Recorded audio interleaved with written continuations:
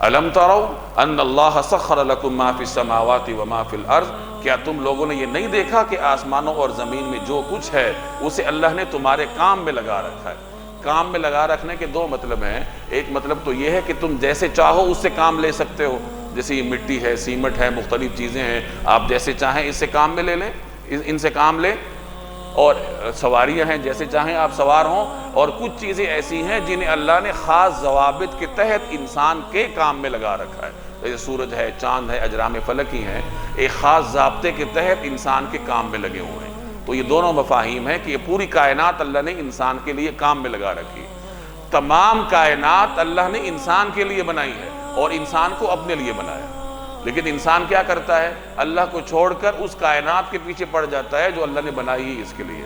وَأَسْبَغَ عَلَيْكُمْ نِعَمَهُ، اور تم پر اپنی نعمتیں نچھاور کی ہیں، ظاہرۃ و باطنہ، چاہے ظاہری ہوں یا باطنی ہوں۔ بہت ساری نعمتیں آپ کو نظر آتی ہیں، بہت ساری نعمتوں سے آپ واقف ہی نہیں ہیں، ہمیں معلوم ہی نہیں ہے کہ اس کائنات میں کیا کیا چیزیں اللہ نے ہمارے لیے کس کس فائدے کے لیے پیدا کی ہوئی۔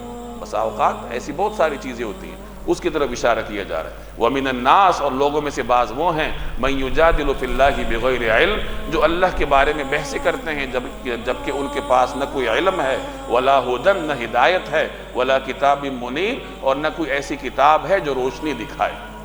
یعنی یہ جاہل لوگ ہیں جو اللہ کے بارے میں، اللہ کے وجود کے بارے میں، شرک کے بارے میں بحثیں کرتے پھرتے ہیں، حالانکہ ان کے پاس کوئی دلیل نہیں۔ وَإِذَا قِيلَ لَهُمْ، اور جب ان سے کہا جاتا ہے کہ اتبعوا، اتباع کرو، ما انزل اللہ، ان چیزوں کا، ان تعلیمات کا جو اللہ نے نازل کی ہیں، قالوا، تو وہ کہتے ہیں نہیں، بل نتبع، بلکہ ہم تو اتباع کریں گے، ما وجدنا علیہ آباءنا، جس پر ہم نے اپنے باپ دادوں کو پایا ہے۔ اب یہ اس تقلید کی مثال ہے، جیسے میں نے عرض کیا کہ اندھی تقلید ہے، اور یہ اندھی تقلید انسان کو جہالت کے گڑھے میں گراتی۔ اولو کان الشیطان یدعوہم الی عذاب السعیر، بھلا اگر شیطان ان کو بھڑکتی آگ کے عذاب کی طرف بلا رہا ہو، کیا تب بھی؟ یعنی شیطان ان کے آباء و اجداد کو آگ کی طرف بلا رہا ہے، وہ آگ کی طرف گئے ہیں، کیا پھر بھی تم ان کی اتباع کرو گے؟ عقل سے کام نہیں لیتے۔ وَمَن يُسْلِمْ وَجْهَهُ إِلَى اللَّهِ، اور جو شخص اپنا رخ اللہ کی طرف کرے، وَهُوَ مُحْسِن، فرما بردار بن کر، فَقَدْ اسْتَمْسَكَ بِالْعُرْوَةِ الْوُثْقَىٰ، تو اس نے یقیناً بڑا مضبوط کنڈا تھام لیا ہے۔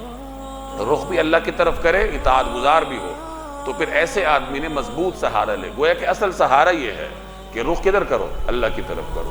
دنیا کا کوئی سہارا مضبوط پائیدار نہیں ہے۔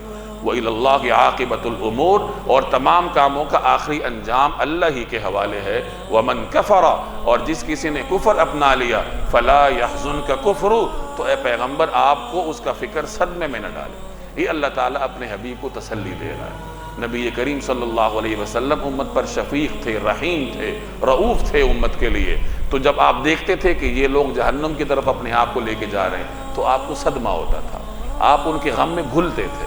تو قرآن کریم میں جگہ جگہ اللہ تعالیٰ آپ کو تسلی دیتا ہے کہ اگر یہ کفر کر رہے ہیں تو آپ اپنے آپ کو اس میں نہ ڈالیں، غم میں نہ ڈالیں، کیونکہ آپ تو پہنچا چکے، آپ کا کام تو پورا ہو چکا۔ الینا مرجعہم، انہیں آخر ہمارے پاس ہی تو لوٹنا ہے۔ فننبئہم بما عملوا، پھر ہم انہیں بتائیں گے کہ انہوں نے کیا کیا۔ ان اللہ علیم بذات الصدور، یقیناً اللہ تعالیٰ سینوں میں چھپی ہوئی باتوں کو بھی خوب جانتا ہے۔ نمتعہم قلیلا، ہم انہیں کچھ مزے اڑانے کا موقع دے رہے ہیں۔ ثم نضطرہم الی عذاب غلیظ، پھر ہم انہیں ایک سخت عذاب کی طرف کھینچ کر لے جائیں گے۔ اگر کوئی نافرمان دنیا میں سہولت پر سہولت پاتا جاتا ہے، ایک سہولت پھر اگلی سہولت، عیاشیوں کا شکار ہے، تو اس کا مطلب یہ ہے کہ اللہ کا غیبی نظام اس کے خلاف حرکت میں ہے، اور اللہ تعالیٰ نے اس کو مہلت دے رکھی ہے، اور پھر آخرکار کہاں جائے گا؟ عذاب میں جائے گا۔ وَلَئِن سَأَلْتَهُمْ، اور اگر آپ ان سے پوچھیں، مَنْ خَلَقَ السَّمَاوَاتِ وَالْأَرْضِ، کہ زمین و آسمان کو کس نے پیدا کیا؟ لَيَقُولُنَّ اللَّهُ، تو وہ کہیں گے اللہ۔ قُلْ، آپ کہہ دیجیے الحمدللہ، تمام تعریفیں اللہ کے لیے ہیں۔ بل اکثرهم لا يعلمون، اس کے باوجود ان میں سے اکثر لوگ سمجھ سے کام نہیں لیتے۔ پہلے بھی آپ کے سامنے آ چکا ہے کہ اہل مکہ ایک خدا کے قائل تھے، وہ ایسے نہیں تھے کہ وہ بالکل خدا کے منکر ہوں، وہ اس کے قائل تھے کہ ایک اللہ ہے جس نے یہ کائنات پیدا کی ہے، لیکن آگے ان بتوں کو اللہ کی صفات میں شریک ٹھہراتے تھے کہ یہ بت اللہ کی بارگاہ میں ہمارے سفارشی ہوں گے اور ان کی سفارش ہر حال میں قبول کی جائے گی۔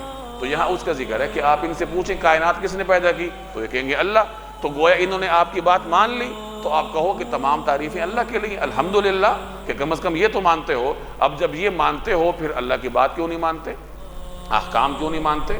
للہ ما فی السماوات والارض، اللہ کی ہی کا ہے جو کچھ آسمانوں میں ہے اور زمین میں ہے۔ ان اللہ هو الغنی الحمید، بے شک اللہ ہی ہے جو سب سے بے نیاز ہے، بذات خود قابل تعریف۔ ولو ان ما فی الارض من شجرۃ اقلام، اور زمین میں جتنے درخت ہیں اگر وہ قلم بن جائیں، والبحر یمدہ من بعدہ سبعۃ ابحر، اور یہ جو سمندر ہے اس کے علاوہ 7 سمندر اس کے ساتھ اور مل جائیں اور یہ سب مل کے اللہ کی تعریف لکھنے لگے، ما نفدت کلمات اللہ، تب بھی اللہ کی باتیں ختم نہیں ہوں گی۔ ان اللہ عزیز حکیم، حقیقت یہ ہے اللہ اقتدار کا بھی مالک ہے، حکمت کا بھی مالک، یعنی اللہ کی صفات، اس کی قدرتیں اتنی وسیع ہیں کہ روئے زمین کے تمام درخت قلم بن جائیں۔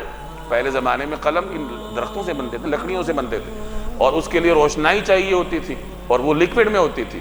تو اللہ کہہ رہا ہے کہ سب درخت قلم بن جاؤ اور یہ سارے 7 کے 7 سمندر یہ روشنائی بن جائیں، اولین اور آخرین لکھنے بیٹھ جائیں، اللہ کی صفات لکھنے لگیں، یہ سب ختم ہو جائے گا، اللہ کی صفات ختم نہیں ہوں، کیونکہ وہ ختم ہونے والی ہیں نہیں۔